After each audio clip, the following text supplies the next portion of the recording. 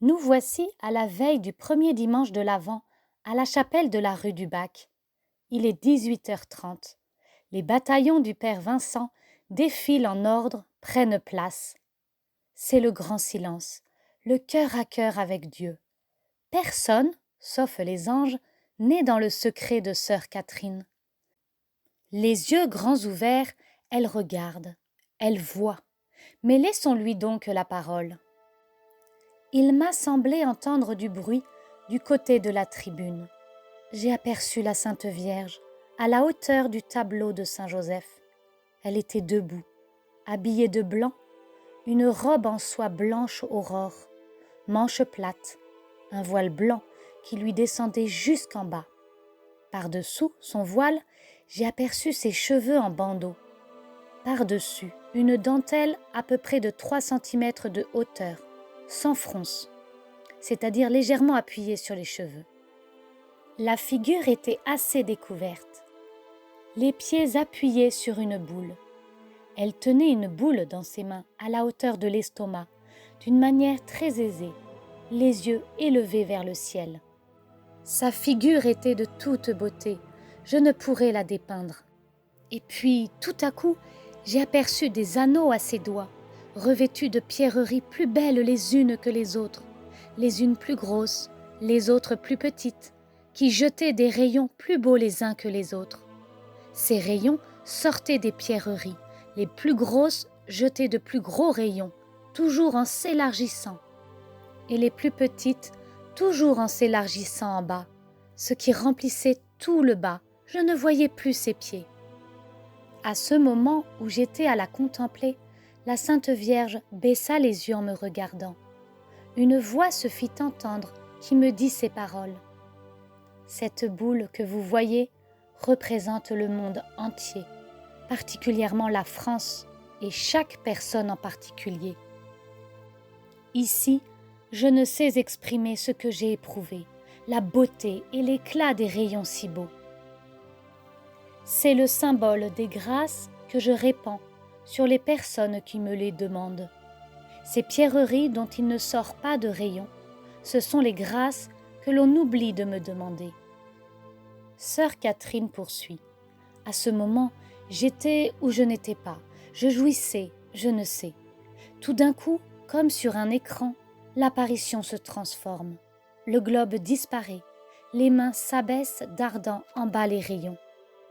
Il se forma alors autour de la Vierge un tableau un peu ovale, sur lequel on lisait, écrit en lettres d'or, « Ô Marie conçue sans péché, priez pour nous qui avons recours à vous. » Alors une voix se fit entendre qui me dit « Faites frapper une médaille sur ce modèle. Toutes les personnes qui la porteront avec confiance recevront de grandes grâces. » À l'instant, le tableau m'a paru se retourner. J'ai vu le revers de la médaille, le monogramme de la Sainte Vierge, la lettre M surmontée d'une croix ayant une barre à sa base, et au-dessous, les 2 cœurs de Jésus et Marie, l'un entouré d'épines, l'autre transpercé d'un glaive. Et tout a disparu, comme quelque chose qui s'éteint, et je suis restée remplie de joie. Le cœur serré, sœur Catherine balbutie à travers la grille. « Mon père, la Sainte Vierge ordonne de frapper une médaille. Elle m'en a montré le modèle. » Monsieur l'abbé Aladel sursaute. C'en est trop. Il ne manquait plus qu'un ordre de mission. Tant que les visions de Catherine restaient ensevelies au fond du confessionnal, cela passait encore. Mais la voici en train de le compromettre avec ses niaiseries enfantines. Voyons, la Sainte Vierge peut-elle s'abaisser au point de poser pour une médaille? Pour comble, au dire de cet enfant, ce serait à lui de se constituer chef de fabrication. Énergiquement, il se récuse. Non, non et non. Devant ce refus brutal, Catherine pleure. Mais la Sainte Vierge sourit. Brave monsieur l'abbé Aladel, en éprouvant les esprits, il fait son métier. Catherine revient à la charge, mais son confesseur ne l'écoute pas. Les mois passent, elle revêt l'uniforme de l'armée de Saint-Vincent, quitte le séminaire, prend à l'hospice d'Enghien son poste de charité. Et monsieur l'abbé Aladel continue toujours à faire la sourde oreille. Sœur Catherine insiste. « Mon père, la Sainte Vierge n'est pas contente. Mon père, elle veut que vous fassiez frapper cette médaille. Il ne faut plus attendre. » Au mois de janvier 1832, monsieur l'abbé Aladel s'en va à l'archevêché avec monsieur l'abbé Étienne, son supérieur, pour une toute autre affaire. Le hasard fait que monseigneur de Quélan prolonge l'audience. Le confesseur de Catherine fait allusion timidement au prodige de la rue du Bac. Au grand étonnement de ses visiteurs, l'archevêque de Paris n'oppose pas d'objection. Il autorise la frappe de la médaille et réclame même un des premiers exemplaires. En quittant l'archevêché, monsieur l'abbé Aladel se sent des ailes. Il court, il vole au 54 bis du quai des Orfèvres, où l'on peut lire, sur le fronton, « Maison Vachette, fondée en 1815 ». Le graveur est d'accord.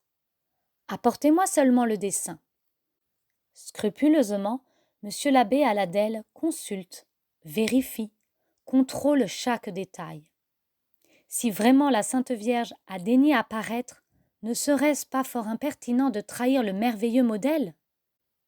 Enfin, au mois de mai, il passe la commande de 20 000 médailles. L'affaire s'ébruite. Pour éprouver sœur Catherine, monsieur l'abbé Aladel fait un jour devant elle le récit des apparitions. Grand émoi dans l'auditoire. Les cornettes frémissent. Les questions fusent.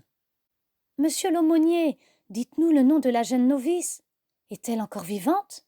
Pourrons-nous la voir? Oh, ce qu'elle doit être heureuse! Oh, monsieur l'aumônier, nous vous supplions de nous la faire connaître. » Monsieur l'abbé Aladel observe la voyante, qui ne semble pas du tout embarrassée. Pas le moindre geste ne trahit son émotion. Elle ne rougit même pas sous le regard scrutateur. Tout au plus, selon son habitude, baisse-t-elle les yeux. Faut-il être humble et simple pour ainsi se maîtriser? Monsieur l'abbé Aladel est édifié, mais se garde bien de le dire. Tandis que ses compagnes se cassent la tête pour deviner le nom de la voyante, sœur Catherine est au milieu d'elles et passe inaperçue. « Non, mes chères sœurs, dit enfin l'aumônier, la Sainte Vierge désire que sa petite confidente demeure complètement inconnue. C'est un secret de conscience, je ne puis vous le livrer. » Le 30 juin, monsieur l'abbé Aladel apporte en triomphe les premières médailles et les distribue aux sœurs dans un délire d'allégresse. Sœur Catherine baise dévotement la sienne et déclare d'une voix ferme « Et maintenant, il faudra la propager. » Tout le monde est d'accord. Sœur Catherine peut rentrer dans le rang. La médaille se propage, en multipliant miracles et conversions. Sœur Catherine reste ensevelie dans le silence, au service des pauvres et des vieillards. Les soins les plus vils ne la rebutent pas. « Ce sont nos perles à nous, dit-elle. Ces enfants ne sont pas toujours commodes. Dans le nombre, il y a d'anciens grognards et des mécréants. À la longue, même les plus durs capitulent. Comment résister à son sourire, à son dévouement inlassable? Cependant, elle demeure si naturelle que son entourage est loin de deviner son précieux secret. On cherche au loin la sœur privilégiée, tandis qu'elle astique les planchers, le visage ruisselant de sueur, ou ravaude les hardes de ses doigts tuméfiés par l'arthrite. Notre-Dame semble la cacher jalousement. Chez elle, dit-on, il n'y a ni haut ni bas, elle est toujours la même. N'est-ce pas le propre de la sainteté mariale de faire très simplement de grandes choses? Si la Sainte Vierge habitait au coin de notre rue, peut-être ne la reconnaîtrions-nous pas? Sœur Catherine, monseigneur désire vous voir. Non, monsieur l'aumônier, je dois rester inconnue. Mais ma fille, monseigneur vous propose de vous parler à travers un voile. Il ne connaîtra ni votre nom, ni votre visage. il entendrait seulement votre voix racontant les apparitions. Non, monseigneur l'aumônier, la Sainte Vierge me l'a défendu. Loin de s'en offusquer, l'archevêque de Paris demeura dans l'admiration devant tant de farouches réserves. Au milieu de ces rues de besogne, sœur Catherine exulte de joie. Que lui importe-t-il de demeurer inconnue si Notre-Dame est glorifiée, si la médaille se propage, porteuse de grâce, si des pécheurs se convertissent, si des malades guérissent, si des malheureux sont consolés? Elle presse sur son cœur le précieux insigne comme un sceau ardent. Sa charité déborde. Pour ceux qui ne croient pas, elle croit. Pour ceux qui n'espèrent pas, elle espère. Pour ceux qui n'aiment pas, elle aime. Pour ceux qui ne prient pas, elle prie. L'essor de la médaille ne serait pas tellement éclatant si une humble fille de charité ne passait ses jours et parfois ses nuits à l'envelopper de sacrifices et de prières. Le souvenir des rayons éteints s'est gravé dans sa mémoire, puisqu'il signifie des grâces que personne ne demande. C'est à elle de les réclamer. À Enghien, comme à la rue du Bac, les exploits de la médaille qui guérit sont racontés aux récréations. Savez-vous, mes chères sœurs, la dernière nouvelle? Monseigneur de Prades, l'archevêque constitutionnel, qui était en rébellion contre Rome, est mort réconcilié. Monseigneur de Quélan est allé le voir avec la médaille. Plein de haine, le moribond lui montre la porte. Tout d'un coup, il se ravise, fond en larmes, rétracte ses erreurs. Personne n'osait espérer pareille conversion.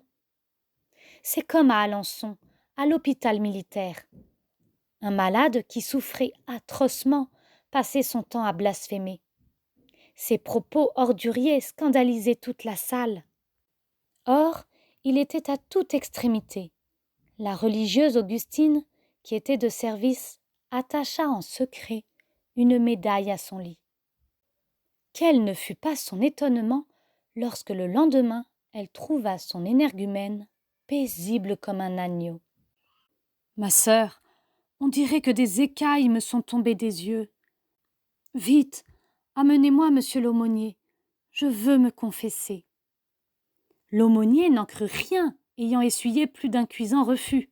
« Mais cet homme divague, ne vous y fiez pas, ma sœur. »« Que si, venez donc voir, je lui ai attaché au lit une médaille miraculeuse. »« La médaille !» bougonna monsieur l'aumônier. « Vous vous montez la tête. » Il alla cependant voir le malade qui s'écria en joignant les mains. « Mon père, ne tardez pas, ma conscience est bien lourde. Je veux me débarrasser de ce vilain fardeau. »« Est-ce bien sérieux ?» demanda l'aumônier méfiant. « Désirez-vous de plein gré que je vous entende en confession? Ou cédez-vous à quelque sollicitation? »« C'est moi seul, mon père, ou plutôt un moi nouveau. Cette nuit on m'a retourné comme un gant. J'aime ce que j'ai haï, je déteste ce que j'aimais, j'ai horreur de mes péchés. De grâce, enlevez-moi ce poids. » À partir de ce jour, ce ne fut plus le même homme. Il souffrait beaucoup, mais il gardait le sourire. Son agonie fut si édifiante que toute la salle en fut impressionnée. D'autres suivirent son exemple. Tout cela n'est rien en comparaison de l'aventure de M. Ratisbonne à Rome. C'était un Israélite, d'une riche famille alsacienne. Il a fait son droit à Paris, où il a mené grand train. Intelligent, homme d'affaires, très beau, fiancé à une jeune fille charmante, il détestait le christianisme. Ayant décidé d'aller passer l'hiver à Malte, il prit soin de fixer son itinéraire par Naples, en contournant Rome. Or, une série d'imprévus l'obligèrent à passer plusieurs jours dans la capitale papiste.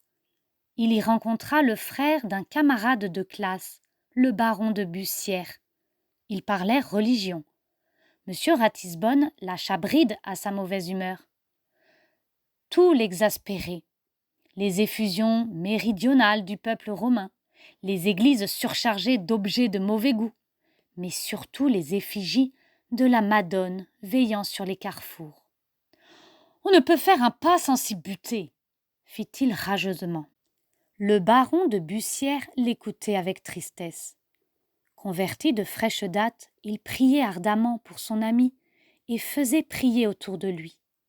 Soudain, comme un éclair, une idée lui traversa l'esprit. Puisque vous êtes un esprit fort et que vous n'attachez aucune importance à nos superstitions, promettez-moi de porter ceci. Ratisbonne regarda et fit une grimace. C'était la médaille miraculeuse. Pour ne pas blesser son ami, il consent à cette comédie, bien résolu à se débarrasser au plus vite de cette espèce de fétiche. Le soir, il n'y pense plus. Le lendemain, dans l'après-midi, il accompagne le baron de Bussière à l'église pour régler les funérailles d'un ami commun. Resté seul un instant dans la nef déserte, il aperçoit dans la première chapelle à gauche une éclatante lumière qui tourbillonne, s'entr'ouvre et laisse apparaître la Vierge Marie, telle qu'elle figure sur la médaille. Ratisbonne s'écroule à genoux, ivre d'émotion et de joie. « Elle ne m'a pas parlé, mais j'ai tout compris », dira-t-il à Bussière. De loup féroce, la Vierge Immaculée venait de le transformer en agneau. 10 jours après, il fut baptisé et maintenant il veut se faire prêtre. Il a offert toute sa fortune pour fonder l'orphelinat de la Providence, rue Oudinot. Bien entendu, il brûle de connaître la privilégiée de la Sainte Vierge et ne cesse de revenir à la charge. Les miracles et les conversions ne manquent pas. Sœur Catherine écoute en ravaudant les chaussettes de ses enfants terribles. Pas un pli sur son visage ne trahit son émotion. Volontairement insignifiante, elle garde si bien la dernière place qu'on l'y laisse. Telle est la ruse des saints.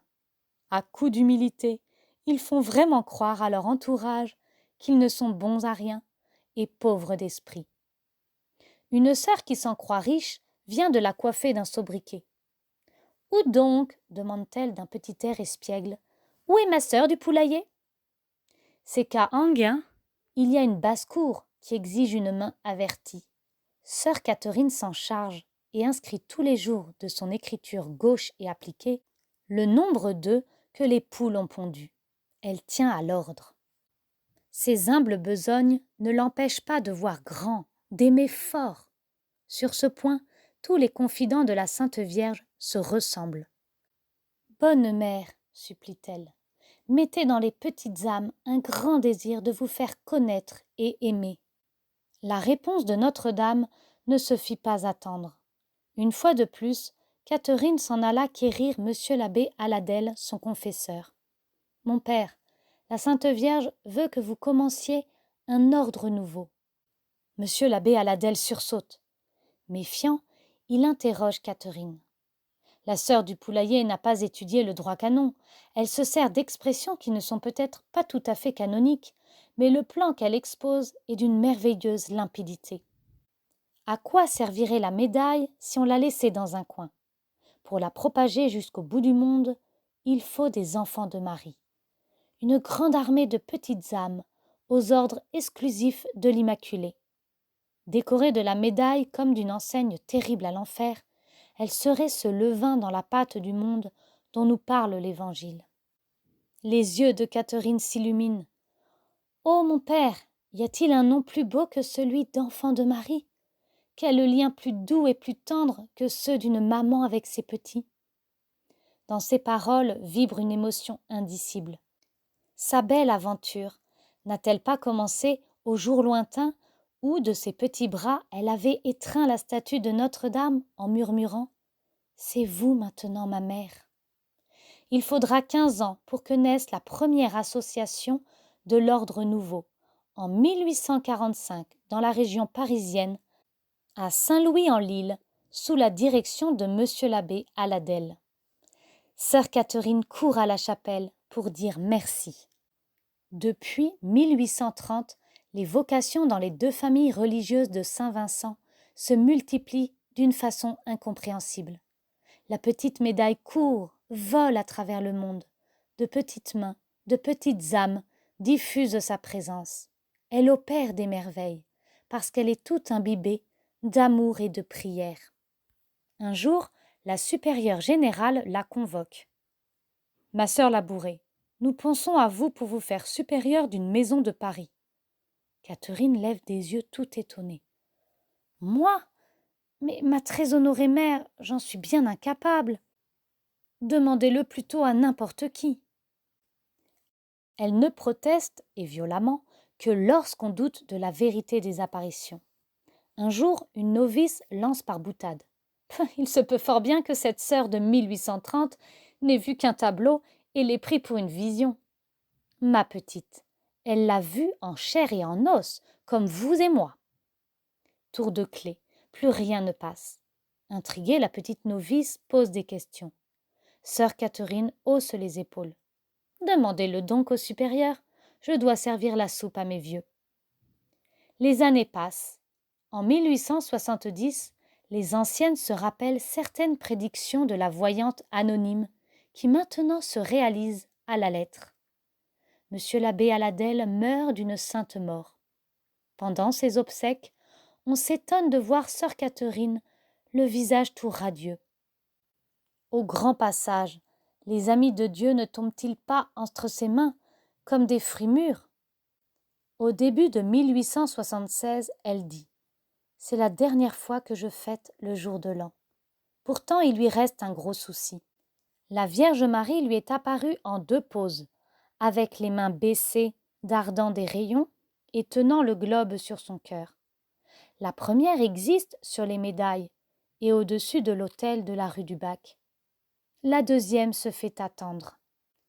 Or, Catherine y tient. La Sainte Vierge le veut. Avec une sainte obstination, Catherine insiste. Et voici qu'au mois de mai, son confesseur est rappelé à Dieu. Départ providentiel, mais qui fait souffrir cruellement son pauvre cœur épris de silence. Il ne lui reste plus que peu de temps à vivre, et pour obéir aux ordres de Notre-Dame, la voici obligée à parler. 8 mois avant sa mort, elle s'ouvre donc à sa supérieure, lui livre son secret gardé jalousement depuis 46 ans, avec une aisance, une netteté et une précision surprenantes, et termine en disant « Il faut élever un autel là où la Sainte Vierge est venue. Au-dessus de l'autel, il faut mettre la statue de la Vierge au globe. Je ne voudrais pas paraître devant la Sainte Vierge avant que ceci ne soit réalisé. Cette statue aura été le martyr de ma vie. » C'est donc pour obéir que sœur Catherine a consenti à ce suprême dépouillement. Désormais, même son secret ne lui appartiendra plus. Lorsqu'on se presse autour de la sœur des apparitions, elle s'étonne. « Voyons, je n'étais qu'un instrument. » Une fille de charité réclame. « Partirez-vous sans rien nous dire de la Sainte Vierge ?» Il faut mieux dire le chapelet, on le dit mal. Celles qui ont eu le bonheur de prier avec elle se souviennent de son visage tout transfiguré. Un chapelet dit avec vous n'est pas un chapelet ordinaire. Il faut toujours le dire ainsi, ma petite. Sœur Catherine fit son entrée au ciel le 31 janvier 1876. 57 ans après, le 16 mars 1933, l'Église fit exhumer son corps que l'on trouva intact, à peine bruni. Elle repose à l'endroit exact de l'apparition, sous l'autel que surplombe la Vierge au globe, le grand souci de ces derniers jours. Sainte Catherine Labouré appartient à la famille des petites âmes qui conquièrent le ciel à force de dire oui, toujours oui à Dieu. Formée à l'école de Notre-Dame, elle a mis toute son ambition à n'être que servante. C'est pourquoi aujourd'hui elle est si puissante au ciel. Je vous bénis, ô Père, d'avoir caché ces choses aux sages et aux prudents, et de les avoir révélées aux petits, dit le Seigneur Jésus.